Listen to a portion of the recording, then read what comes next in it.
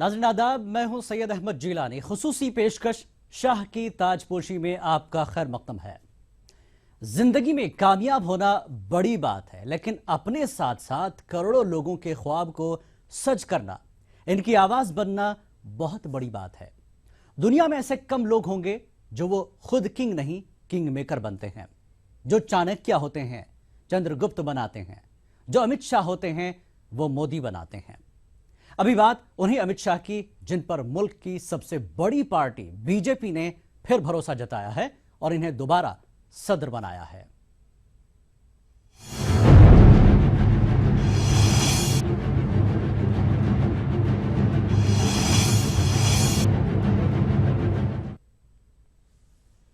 अच्छे दोस्त मिल जाएं तो जिंदगी कामयाब हो जाती है, और किसी पार्टी को अच्छा लीडर मिल जाए तो उसकी किस्मत संवर जाती है। ऐसा ही हुआ है बीजेपी के साथ, जिसे अमित शाह जैसा सदर मिला। तेरा गूंजती हर दिशा, हर कोई कह रहा गोविंदा,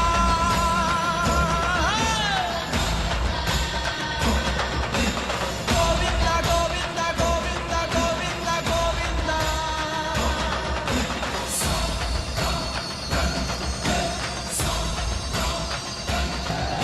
स्वागत है भाई, स्वागत है।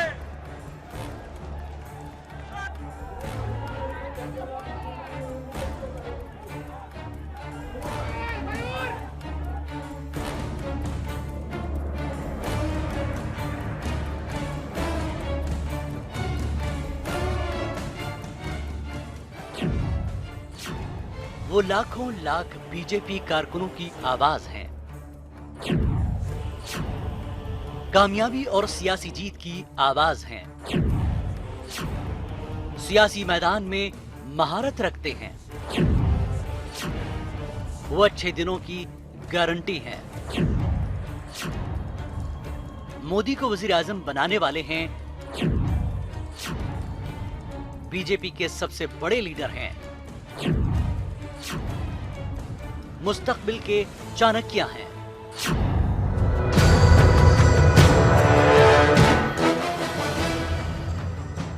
सियासत से दूर तिजारती घराने से ताल्लुक रखने वाले अमित अनिल चंद्र शाह कैसे चाणक्य बने, कैसे वो बीजेपी के लिए अच्छे दिनों की गारंटी बनकर उठे, कैसे इन्होंने नरेंद्र मोदी को पहले गुजरात के वजीर आला की कुर्सी तक पहुंचाया और कैसे इनके लिए दिल्ली में तख्त-ओ-ताज सजाया। इसे जानना समझना है तो 34 साल पहले 1982 के दौर में लौटना होगा। उस दौर को समझना होगा जब आज के वजीर आजम नरेंद्र मोदी और अमित शाह की मुलाकात हुई थी।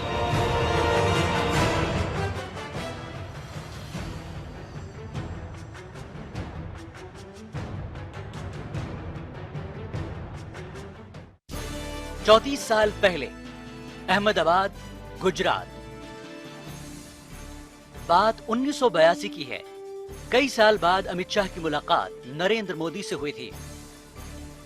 उन दिनों अमित शाह प्लास्टिक पाइप के कारोबार से मुंसलिक थे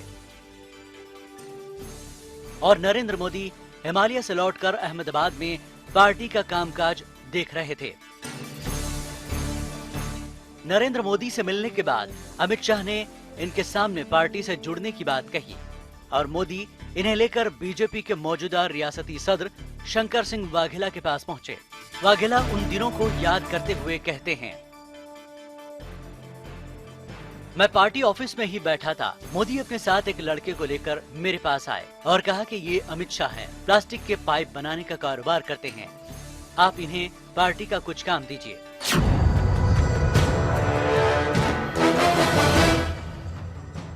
शंकर सिंह वाघेला ने अमित शाह को अपने पास रख लिया और यहीं से शुरू हुई अमित शाह के चाणक्य बनने की कहानी।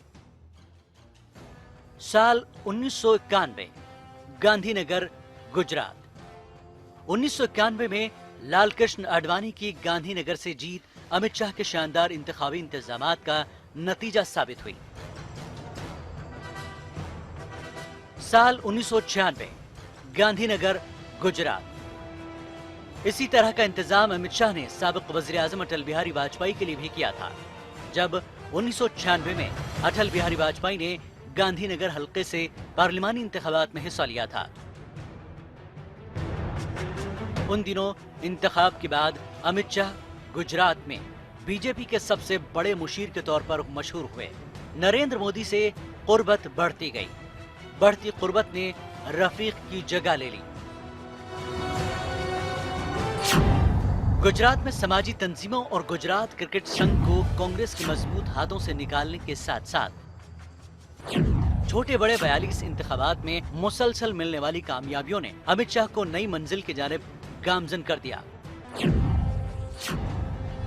अमित शाह नरेंद्र मोदी के लिए सियासी जमीन हमवार करते रहे। अक्टूबर 2001, गांधीनगर, गुजरात।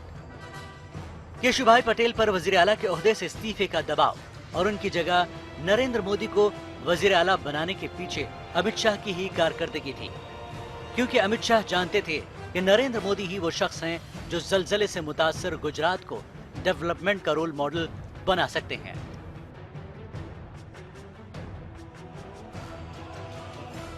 नरेंद्र मोदी ने वजीर आला बनते ही हमारा गुजरात विशिष्ट गुजरात का नारा दिया।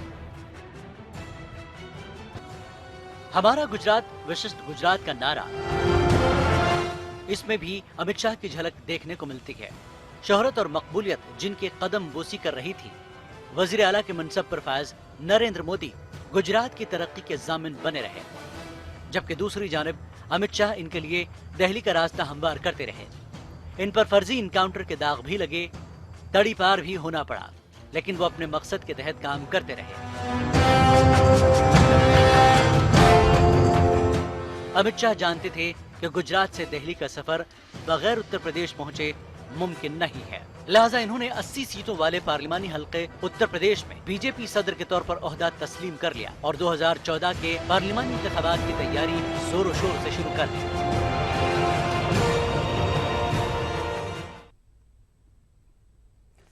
तो ये थी अमित शाह की गुजरात से उत्तर प्रदेश पहुंचने की कहानी। आइए अब आपको दिखाते हैं कैसे अमित शाह ने मिशन यूपी को मिशन हिंदुस्तान बना दिया। 19 मई 2013, उत्तर प्रदेश बीजेपी के इंचार्ज बनने की खबर ने यूपी के पार्टी कारकुनों को जोश से भर दिया।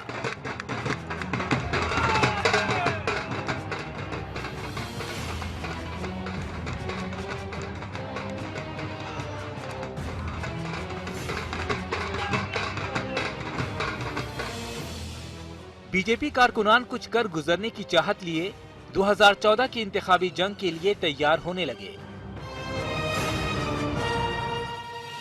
और इधर अमित शाह 2014 के लिए वजीर आजम के तौर पर नरेंद्र मोदी को प्रोजेक्ट करने की तैयारी में लगे रहे। आरंभ है प्रचंड बोल मस्तकों के झुंड, आज जंग की घड़ी की तुम गुहार दो।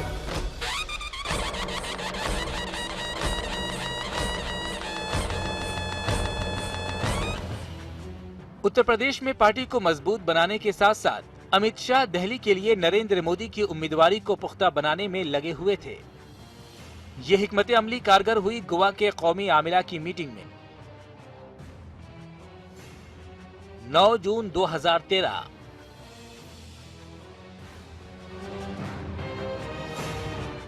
गुज़िश्ता 6 महीने से जो कयास लगाए जा रहे थे वही हुआ।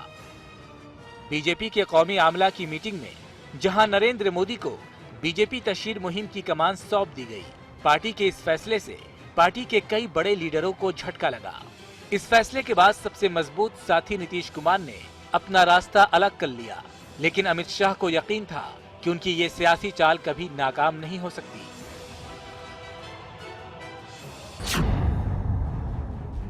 बारह जून 2013, लखनऊ उत्तर प्रदेश यूपी के सदर के तौर पर पहली बार अमित शाह लखनऊ पहुंचे और यहां लीडरों और कारकुनों की मीटिंग में मिशन 273 प्लस का ऐलान कर दिया। इस ऐलान के साथ ही साफ हो गया कि बीजेपी के अच्छे दिन आने वाले हैं, मोदी आने वाले हैं। हम मोदी जी को लाने वाले हैं, अच्छे दिन आने वाले हैं, ओ अच्छे दिन आने वाले हैं। रियासती सतह से पोलिंग बूथ तक पार्टी की अमित शाह ने काया पलट दी और ऐसी चाल चली जिससे आने वाले दिनों में पूरे उत्तर प्रदेश में भगवा ही भगवा नजर आने वाला था। नरेंद्र मोदी ने बड़ौदा के साथ साथ वाराणसी से भी इलेक्शन लड़ने का ऐलान कर दिया। मोदी को अमित शाह की हिकमत अमली पर पूरा भरोसा था और वो जानते थे कि इस फैसले का असर उत्तर प्रदेश के साथ साथ बिहार पर भी पड़ने वाला है। ये अमित शाह का मास्टर स्ट्रोक था जिसने उन्हें सिंघम बना दिया। सियासत के इस सिंघम ने कमाल कर दिया। सारे सियासी फॉर्मूले धरे के धरे रह गए। अमित शाह के एक ही मास्टर स्ट्रोक ने बीजेपी को हुकूमत में और मोदी को हुकूमत की बुलंदी तक पहुंचा दिया।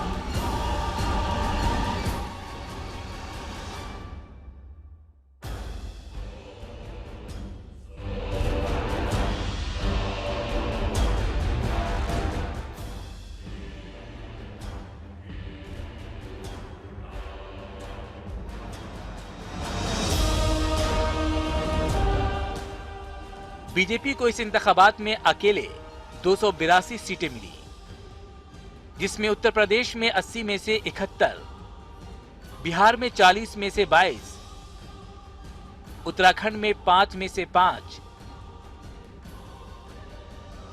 हरियाणा में 10 में से 7, झारखंड में 14 में से 12, मध्य प्रदेश में 29 में से 27, महाराष्ट्र में 48 में से 23, राजस्थान में 25 में से 25, दिल्ली में 7 में से 7, छत्तीसगढ़ में 11 में से 10 और गुजरात में 26 में से 26 सीटों के साथ साथ छोटी छोटी रियासतों में भी बड़ी कामयाबी मिली। 9 जुलाई 2014 लोकसभा इंतखाबात में इस कामयाबी ने मुसल्लमा तौर पर अमित शाह को बीजेपी का चाणक्य करार दिया और 9 जुलाई 2014 को अमित शाह को बीजेपी का सर्वेसर्वा बना दिया। हम सभी ने सोच विचार कर यह फैसला किया कि अब राष्ट्रीय अध्यक्ष की जिम्मेदारी श्री अमित शाह जी को सौंपनी चाहिए और हम लोग ने आज उन्हें राष्ट्रीय अध्यक्ष के रूप में मनोनीत किया है। मैं अपनी तरफ से और अपने सभी वरिष्ठ सहयोगियों की तरफ से उनको हार्दिक बधाई देता हूं, उनको हार्दिक शुभकामनाएं देता हूं। पार्टी ने अमित शाह पर भरोसा दिखाया और अमित शाह भी इस उम्मीद पर खरे उतरे। अमित शाह की क़ियादत में हुए असेंबली इंतखाबात में झारखंड में 37, जम्मू कश्मीर में 25, हरियाणा में 47, महाराष्ट्र में 122 सीटें जीतकर इन रियासतों में पार्टी को सत्ता तक पहुंचाया। हालांकि दिल्ली और बिहार में मिली हार की वजह से अमित शाह के इंतखाबी इंतजामात पर सवाल जरूर खड़े हुए, लेकिन हर कोई जानता है बिहार में वोट जीत के नाम पर पड़ते हैं और लालू के साथ आकर नीतीश ने जात पात की सफबंदी का जो मजबूत खाका तैयार किया, उससे पार पाना आसान नहीं था। बिहार इंतखाबात में हार के लिए मकामी लीडर भी जिम्मेदार थे, जिन्होंने पार्टी के लिए इतनी मेहनत नहीं की जितनी जरूरत थी। दिल्ली और बिहार में लगे दाग के बाद भी वजीर-आजम नरेंद्र मोदी, बीजेपी और संघ की उम्मीद अमित शाह पर उसी तरह कायम है जैसे 2013 और 14 में कायम थी। Bureau report, ETV news.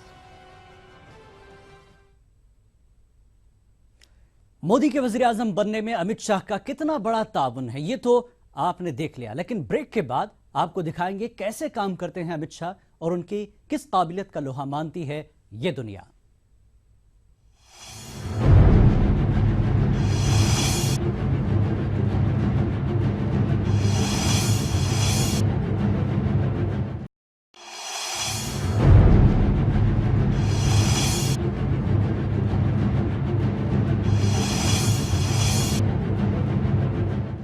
Break के बाद इस खुसूसी पेशकश में एक बार फिर आपका खैर मकदम है। आइए आपको दिखाते हैं अमित शाह क्यों हैं बीजेपी के शाह और कैसे करते हैं वो काम।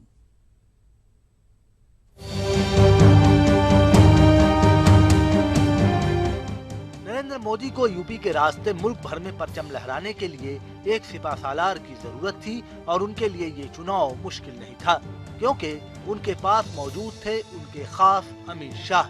मोदी के शाह ने लोकसभा चुनाव में यूपी की चुनाव कमान तो संभाल ली थी। शाह के सामने था अब तक का सबसे बड़ा चैलेंज, और वो चैलेंज था यूपी फतह का। 80 अरकाने पार्लियामेंट भेजने वाले उत्तर प्रदेश में तब बीजेपी के महज 10 अरकाने पार्लियामेंट थे। कागज पर तो तंजीम मजबूत थी, लेकिन जमीन पर कारकुन नदारद थे, और तो और लीडर भी पार्टी का झंडा बुलंद करने की जगह अपनी जमीन पक्की करने के लिए गिरोहबंदी में मसरूफ थे। लेकिन एक दहाई से गुजरात में मोदी की फतह का परचम लहराने वाले सिपासालार अमित शाह भला हार कहां मानने वाले थे। चैलेंज मुश्किल था, लेकिन साबरमती की सरजमीन पर कमाल दिखाने वाले शाह ने मां गंगा से आशीर्वाद लेने की ठान ली थी। शाह के लिए यूपी की जमीन भले ही नहीं हो, लेकिन उनके पास था तकरीबन 3 दहाइयों का सियासी तजर्बा और कारकुनों से रास तबादले ख्याल का हुनर। अमित जी पार्टी ऑर्गेनाइजर हैं, गुजरात में भी करते थे, और जब उत्तर प्रदेश में हमारी बहुत स्थिति कमजोर थी, उनको जिम्मेवारी दी गई। उन्होंने 80 में से 73 सीट्स लाकर दिखा दी। नतायज चौंकाने वाले थे। 16 मई 2014 को लोकसभा चुनाव के नतायज के साथ ही यूपी पर जाफरानी परचम लहरा रहा था। बीजेपी ने शाह की क़यादत में 71 सीटें जीतकर नरेंद्र मोदी के दिल्ली कूच का रास्ता साफ कर दिया था।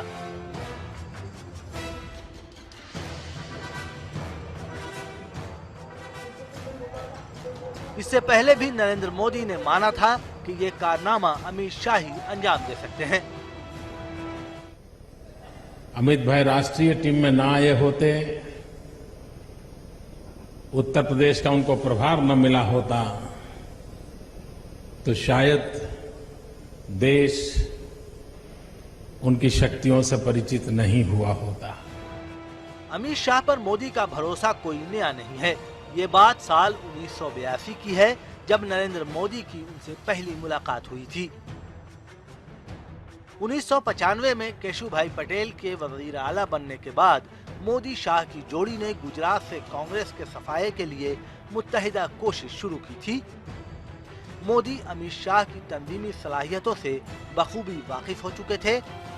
तभी तो 2002 में गुजरात का इख्तिदार संभालने के बाद अमित शाह को उन्होंने वजीर दाखिला बनाया। तकरीबन 2 दहाई तक अमित शाह ने गुजरात में बीजेपी के अहम पॉलिसी साज का रोल निभाया। अब मौका था पूरे मुल्क में शाह की तंजीमी सलाहियतों को बरूएकार लाने का। भारतीय जनता पार्टी का कार्यशैली है, पिछले 60 साल से चलती हुई कार्यशैली है। उस कार्यशैली का एक अच्छा उदाहरण अमित भाई। कारकुनों से नजदीकी अमित शाह का वस्फ है। आरएसएस के झंडा बरदार अमित शाह ने वार्ड सेक्रेटरी से तंजीम में शुरुआत की थी, और वो कारकुनों के मसाइल से लेकर उनके बेहतर इस्तेमाल को बखूबी जानते थे। कारकुनों से लगाव का ही करिश्मा है जिसने बीजेपी को सबसे बड़ी पार्टी का दर्जा दिलवाया है। काम के साथ काम के विस्तार के बारे में 12 करोड़ मेंबर्स भारतीय जनता पार्टी का, number 1 party of the world, यानी पीपल्स पार्टी ऑफ चाइना से बढ़कर। चुनावी मैनेजमेंट में अमित शाह को प्रमोद महाजन की तरह की महारत हासिल है। माना जाता है कि अटल आडवाणी दौर में पार्टी जिस तरह से महाजन पर मुनहसर थी, शायद उससे भी ज्यादा आज शाह के इंतजामी उमूर पर मुनहसर है। तकरीबन 1 दहाई तक गुजरात में मोदी काबीना का अहम हिस्सा होने के बावजूद उन्होंने हमेशा खुद को लो प्रोफाइल ही रखा। चुनाव की गहमागहमी के दरमियान भी वो इंतहाई सादगी से अपना काम करते रहे। अमित शाह जी ने राष्ट्रीय अध्यक्ष के रूप में ईमानदार आचरण के ऐसे नए मानक स्थापित किए हैं, इसका जल्दी मिलना मुश्किल। अमित शाह के बारे में मशहूर है कि वो कारकुनों का एक भी फोन मिस नहीं करते। कारकुनों के साथ हर मुद्दे पर लंबी बात करना उनकी पुरानी आदत है। बीजेपी के कई बड़े लीडर उनकी इस सलाहियत को सलाम करते हैं। मेरा तो ऐसा मानना है कि हर पॉलिटिकल वर्कर को एक मौका मिले उनके साथ काम करने का, उनकी political thinking. He is a corporate manager. Amit Shah की एक और खासियत काम को लेकर उनका अप्रोच है। तभी तो सादगी और अपने काम के लिए मशहूर हस्तियां भी उनकी कायदाना सलाहियत को सलाम करती हैं। अमित शाह ने आरएसएस के नजरिए को जितना अपनाया, वक्त की नजाकत को भी उन्होंने उतनी ही शिद्दत से समझा और उसी का नतीजा है चुनाव के दौरान उनका war room concept. Amit Shah की इस हिकमत अमली ने हरियाणा, महाराष्ट्र और झारखंड में कमल खिलाया तो जम्मू कश्मीर में भी पहली मर्तबा बीजेपी की हुकूमत बनाई। जीत जिंदगी को नए जोश से भरने का काम करती है और हार बहुत कुछ सिखा जाती है। बिहार और दिल्ली ने भी वो जख्म दिए हैं जिनसे अमित शाह ने बहुत कुछ सीखा है।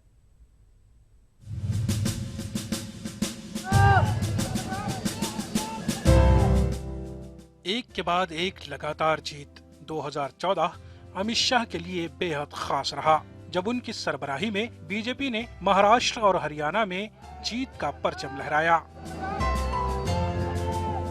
झारखंड को भी लगभग एक दहाई बाद मुस्तहकम हुकूमत का तोहफा दिया। भगवान राम ईश्वर की शपथ लेता हूं, मुख्यमंत्री के रूप में मेरे विचार। तो उनकी सरबराही में जम्मू कश्मीर में पहली बार टीडीपी के साथ मिलकर बीजेपी की हुकूमत बनी। लेकिन 2015 की लौटती सर्दी अमित शाह के लिए मुश्किल पैदा करने वाली साबित हुई। जिस दिल्ली से पूरे मुल्क में बीजेपी की सरकार चलती है, वहीं के असेंबली इंतखाबात में बीजेपी को एक नई सियासी पार्टी आम आदमी पार्टी के हाथों मात मिली। तो लगभग 8 महीने बाद मुल्क की एक दूसरी खास रियासत बिहार में असेंबली इंतखाबात में भी शाह की सरबराही में बीजेपी जीत से दूर रह गई। राष्ट्रीय अध्यक्ष के रूप में अमित शाह जी ने जितना परिश्रम और जितना समय बिहार राज्य को दिया, अभी तक मैं इतना बड़ा हो गया हूँ भारतीय जनता पार्टी में, एक राज्य में राष्ट्रीय अध्यक्ष को इतना समय देते और काम करते हुए मैंने नहीं देखा जैसा कि अमित शाह जी को देखा।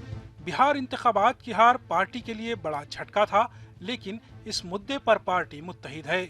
इसे बीजेपी के आला लीडर भी मानते हैं और ये भी कबूल करते हैं कि शिकस्त इज्तिमाई क़यादत की हार थी। बिहार की हार के लिए पार्टी उन वजूहात को भी जिम्मेदार मानती है जिसने बिहार के अवाम को गुमराह किया। बिहार के चुनाव में वहाँ की जनता को धोखा दिया गया। ये विश्वास दिलाने में जो आज सत्ता में है वो सफल हो गए कि हम हैं, जंगल राज नहीं आएगा, और थोड़ा जातीय उन्माद भी नीचे नीचे है। नरेंद्र मोदी की सरबराही में मोदी सरकार करीब 1/3 मियाद पूरा कर चुकी है। तो इस साल मुल्क में कई अहम असेंबली इंतखाबात हैं और बीजेपी की नजर उन रियासतों पर है जहां अब तक उनकी हाजिरी ना के बराबर रही है। पार्टी की नजर मगरिबी बंगाल से लेकर शुमाल मशरिक तक है। हर चुनाव एक नया चुनाव होता है। अब बिहार हारे है तो बिहार से आप क्या लेसन्स लेंगे? हम लेंगे, बट नया चुनाव है। अब आने वाले समय में असम का चुनाव है, बंगाल है और राज्य है, उनको नए सिरे से हम लड़ने की रणनीति बनाकर आगे बढ़ रहे हैं। पार्टी को गुज़िश्ता साल 2 बड़ी हार भले ही झेलनी पड़ी हो, लेकिन उम्मीद का दामन नहीं छोटा है। पार्टी आसाम में अच्छी हालत में है और शायद पहली बार रियासत में हुकूमत बनाने के बेहद करीब भी। Bureau report, ETV news. हार से मिली सीख और नई जिम्मेदारी संभालने के बाद अमित शाह क्या कुछ करने वाले हैं, ब्रेक के बाद डालेंगे इस पर एक नजर।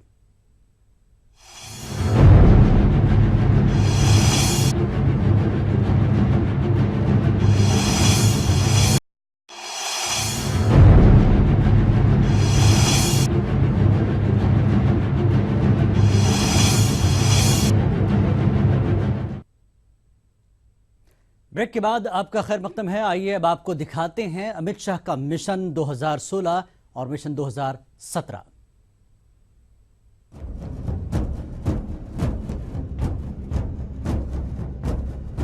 एक के बाद एक 4 रियासतों में फतेह का परचम लहराने वाले अमित अनिल चंद्र शाह अब नए मिशन पर हैं।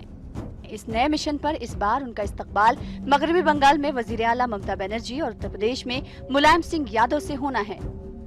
तो वहीं आसाम, तमिलनाडु, केरला, पुदुचेरी के साथ साथ पंजाब, उत्तराखंड, गोवा और मणिपुर में भी उन्हें अपनी हिकमत अमली का जादू जगाना है। मिशन 2016 आसाम, तमिलनाडु, मगरबी बंगाल, केरला, पुदुचेरी। इस साल अमित शाह के सामने सबसे पहला और बड़ा चैलेंज आसाम के असेंबली इंतखाबात हैं, जिसके लिए तशहीरी मुहिम शुरू हो चुकी है और वजीर आजम नरेंद्र मोदी यहां का इंतखाबी दौरा भी कर चुके हैं। 126 सीटों वाले असेंबली इंतखाबात के लिए अमित शाह ने 84+ का निशाना रखा है और इसके लिए असम गण परिषद समेत कई दूसरी जमातों के साथ इत्तेहाद पर बात चल रही है। मिशन बंगाल। इस साल मगरबी बंगाल में भी असेंबली इंतखाबात होने वाले हैं और ममता बनर्जी से सियासी जंग के लिए अमित शाह पिछले 1.5 साल से तैयारी में लगे हैं। बीजेपी को दिल्ली में हरा चुके केजरीवाल और बिहार में हरा चुके लाल नीतीश दोनों ममता बनर्जी को इंतखाबी टिप्स देने में लगे हैं। ऐसे में अमित शाह को मुस्तैद रहना होगा और किसी भी कीमत पर उन्हें मगरबी बंगाल के लोगों का दिल जीतना होगा। मिशन 2017 उत्तर प्रदेश, पंजाब, उत्तराखंड, गोवा और मणिपुर में 2016 में अमित शाह जो हिकमत अमली बनाएंगे और जितना कामयाब होंगे उसी बिना पर 2017 की तैयारी मुकम्मल होगी। ममता बनर्जी को अगर अमित शाह ने मगरबी बंगाल में घेर लिया तो फिर यूपी की राह आसान हो जाएगी। हालांकि यूपी में अखिलेश, मुलायम के साथ साथ मायावती भी उनके लिए बड़ा चैलेंज हैं। उत्तर प्रदेश के बाद पंजाब, उत्तराखंड और गोवा में भी असेंबली इंतखाबात 2017 में होने वाले हैं और यूपी की हार जीत का असर वहां भी देखने को जरूर मिलेगा। वैसे तो उत्तराखंड में, गोवा में बीजेपी मजबूत हालत में है और वहां इंतखाबात जीतना बीजेपी के लिए कोई मुश्किल काम नहीं। मुश्किल है तो पंजाब में। वैसे मुश्किलों और आसान हालात को अपने मुवाफिक बनाना अमित शाह की फितरत रही है।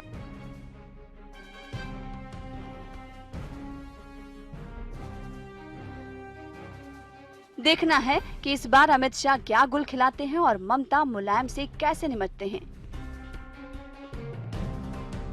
Bureau report, ETV news.